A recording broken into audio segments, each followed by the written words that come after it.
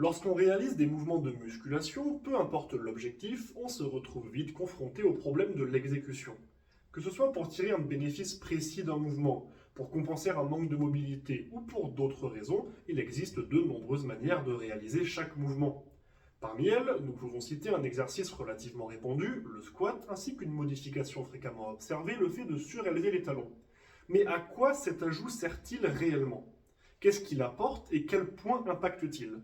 C'est ce dont nous allons parler ensemble aujourd'hui afin de vous permettre de comprendre le pourquoi, le comment et surtout le quand de la surélévation des talons au squat. Nous allons parler de l'aspect biomécanique de notre sujet du jour, puis nous bifurquerons vers les implications sur la posture générale du squat. Ensuite, nous parlerons des conséquences de ces modifications posturales et nous finirons avec des conseils concrets sur les différentes manières de surélever ses talons au squat. Donc, concernant l'aspect biomécanique, il est important de comprendre que les mouvements des membres inférieurs vont également impacter le haut du corps. Pour faire simple, prenons un schéma dans lequel, lors d'un squat, on va mettre en jeu trois articulations, les chevilles, les genoux et les hanches. Lorsque vous descendez en squat, vos genoux se fléchissent et vos chevilles aussi, ce qui va faire avancer vos genoux vers l'avant. Lorsque vous aurez atteint la limite de votre capacité de dorsiflexion, de flexion de cheville, c'est-à-dire que vous ne pourrez plus faire avancer votre genou plus loin, si vous voulez continuer à descendre, il va falloir fléchir la hanche en vous penchant en avant. Et ça, cela va causer un déséquilibre. Et oui, tant que vos genoux avancent, donc vers l'avant, vos hanches peuvent aller un peu vers l'arrière, les deux mouvements vont se contrebalancer et vous allez rester équilibré. Mais si l'un des deux mouvements s'arrête, ici notre dorsiflexion, le mouvement de cheville qui permet de faire avancer le genou, alors l'autre mouvement qui continue va vous déséquilibrer. Dans notre situation, le mouvement vers l'avant du genou s'arrête, mais le mouvement vers l'arrière du bassin continue. Donc on va se retrouver déséquilibré vers l'arrière et finir par basculer. Pour éviter ça, le corps va naturellement essayer de se rééquilibrer en renvoyant du poids vers l'avant. Et pour cela, vous allez vous pencher de plus en plus. Et si ça devient trop marqué, votre posture au squat va en souffrir. Il n'y a que dans de très rares cas que l'on squatte en étant complètement fermé sur soi-même. Donc la chose à comprendre, c'est que plus votre mobilité de cheville, particulièrement votre dorsiflexion, sera bonne, c'est-à-dire plus vous serez en capacité de faire avancer votre genou au fur et à mesure que vous descendrez, moins vous aurez besoin de vous pencher vers l'avant quand vous squatterez profond, et donc vous aurez une posture de squat plus verticale. Maintenant que nous avons éclairci l'aspect biomécanique de notre sujet, il en ressort deux points. Premièrement, la verticalité du squat est le nerf de la guerre. Et ça ne veut pas dire qu'il faut absolument être parfaitement droit, simplement que nous allons porter un intérêt tout particulier au fait d'être plus ou moins droit ou plus ou moins penché. Après tout, cette position aussi est un degré de verticalité. Faible, mais un degré tout de même. Et le deuxième point, c'est que la mobilité de cheville sera le centre du problème. Et cette mobilité de cheville, elle sera directement liée à la surélévation des talons, puisque cette astuce de surélever les talons va artificiellement augmenter notre mobilité de dorsiflexion de cheville. En effet, lors de la dorsiflexion, donc la flexion de cheville, qui se traduit par une avancée du genou, comme nous l'avons déjà dit, c'est le tendon d'Achille, situé à l'arrière de la cheville, qui va se retrouver étiré et devenir un facteur limitant, dans la plupart des cas. Ne rentrons pas dans des détails techniques complexes. Et quand le tendon d'Achille sera étiré à son maximum, alors le seul moyen pour continuer à faire avancer le genou sera de décoller le talon. Mais lorsqu'on réalise un squat, en général, on veut à tout prix éviter d'avoir une partie du pied qui décolle, parce que premièrement, ça va créer des instabilités, et deuxièmement, ça empêche de pousser avec tout le pied au sol. En revanche, si l'on surélève le talon avec une cale ou autre, alors il sera toujours en contact avec quelque chose de dur lié au sol et donc pourra pousser tout en gagnant quelques millimètres ou quelques centimètres de hauteur. Cela va augmenter la possibilité de dorsiflexion, donc le potentiel pour faire avancer le genou un peu plus loin. Et ça va permettre d'avoir un squat plus vertical et plus équilibré qui nous permettra d'aller chercher plus profond. Maintenant que nous savons quelles sont les raisons qui poussent à surélever les talons lors d'un squat, quelles sont les conséquences concrètes sur la pratique?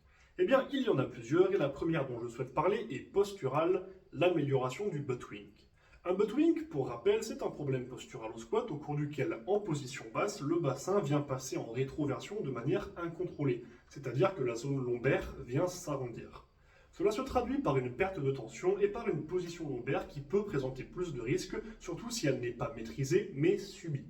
Si l'on part avec un dos relativement droit, alors on essaiera de conserver cette posture tout au long du mouvement, surtout si l'on soulève lourd.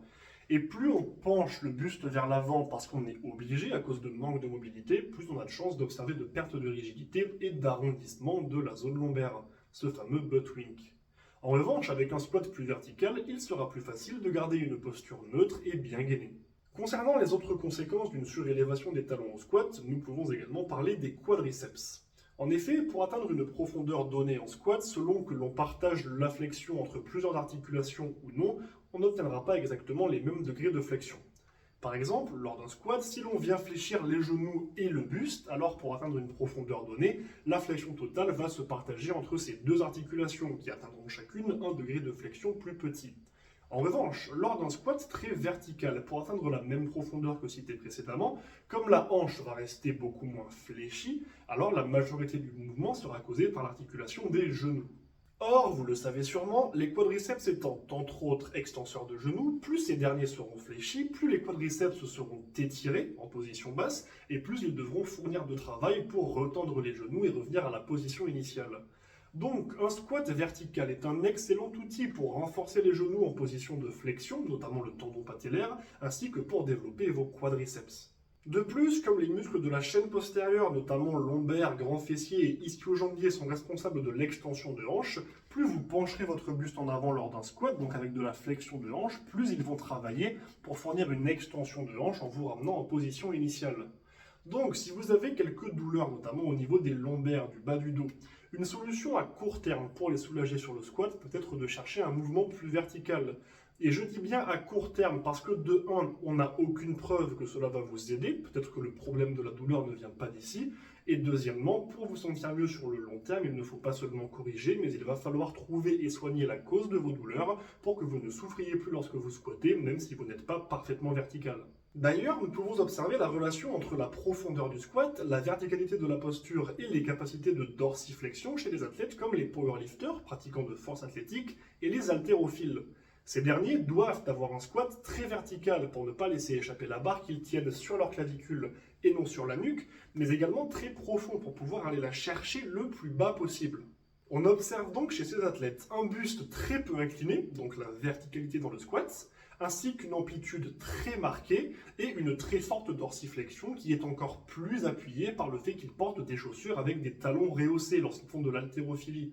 Chaussures qui sont d'ailleurs communément appelées chaussures d'haltérophilie. Chez les powerlifters, en revanche, la profondeur est plus souvent limitée pour simplement venir dépasser ce que l'on appelle communément la parallèle et qui est le standard pour valider la profondeur lors d'un squat dans cette discipline.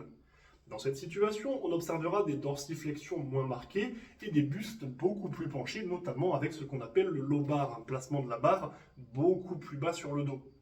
Du squat en haltérophilie et du squat en force athlétique, ce sont les mêmes mouvements, mais comme les objectifs et les standards ne sont pas exactement les mêmes entre les deux sports, d'une discipline à l'autre, le même mouvement va avoir beaucoup de différences de technique, de posture et de réalisation. Et pour en revenir à l'haltérophilie, j'ai signalé que le fait qu'ils reposent la barre sur l'avant du corps et non sur l'arrière contribuait à la verticalité de leur squat.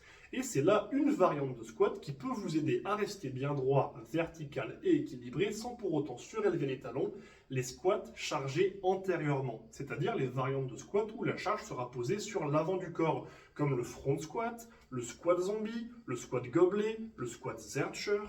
Comme nous l'avions évoqué dans la partie dédiée à la biomécanique, un manque de dorsiflexion, donc de mobilité de cheville consistant à faire avancer le genou, va finir par faire basculer notre athlète vers l'arrière puisqu'il sera déséquilibré. Mais sinon on lui rajoute du poids à l'avant, alors cela va l'aider à se rééquilibrer et c'est pourquoi les squats chargés antérieurement sont une bonne option pour avoir un squat plus vertical et plus équilibré sans forcément venir surélever les talons. Enfin, pour conclure cette vidéo, j'aimerais vous lister quelques méthodes pour surélever vos talons ainsi que quelques exercices qui utilisent directement ce procédé. Et premièrement, les chaussures d'haltérophilie dont nous venons de parler. Elles apportent directement à votre pied une petite surélévation des talons via une talonnette de taille variable, ainsi que beaucoup de stabilité de par la taille de la semelle extérieure. Inconvénient, quand vous les portez, il est difficile de courir ou de faire d'autres mouvements, donc à réserver pour vos séances ou vos exercices où vous ne faites que des mouvements de soulevé. Sinon, il existe des cales, notamment en bois, sur lesquelles vous pouvez plus ou moins reculer pour surélever votre talon tout en ayant l'intégralité du pied sur une surface stable et solide. Inconvénient, il vous faudra à chaque fois retrouver votre position exacte si vous voulez la reproduire. Sinon, vous pouvez surélever votre talon avec n'importe quel objet, comme un disque par exemple. Et là, vous aurez toujours la même hauteur. Inconvénient, cette hauteur, vous ne pouvez pas la choisir et une partie de votre pied risque de se retrouver sans contact direct avec le sol. Et sachez qu'il existe également des exercices spécifiques au squat surélevé. Le sissy squat, où l'on va chercher une flexion de genou aussi prononcée que possible en décollant les talons, parfois en se penchant vers l'arrière. L'Indian squat, où on va chercher un peu plus d'équilibre et qui se réalise avec les talons décollés pour aller chercher de la même manière beaucoup de flexion de genou. Et le cyclist squat, qui par définition se réalise avec les talons très surélevés pour cibler et mettre l'emphase sur les quadriceps. J'espère que cette vidéo était claire et qu'elle vous sera utile. Si vous avez des questions, des suggestions, des retours ou autres, n'hésitez pas à passer par les commentaires ou directement par mes réseaux sociaux qui sont directement disponibles en description. Et merci pour le soutien. Sur ce, bon entraînement et n'oubliez pas, rendez-vous fiers.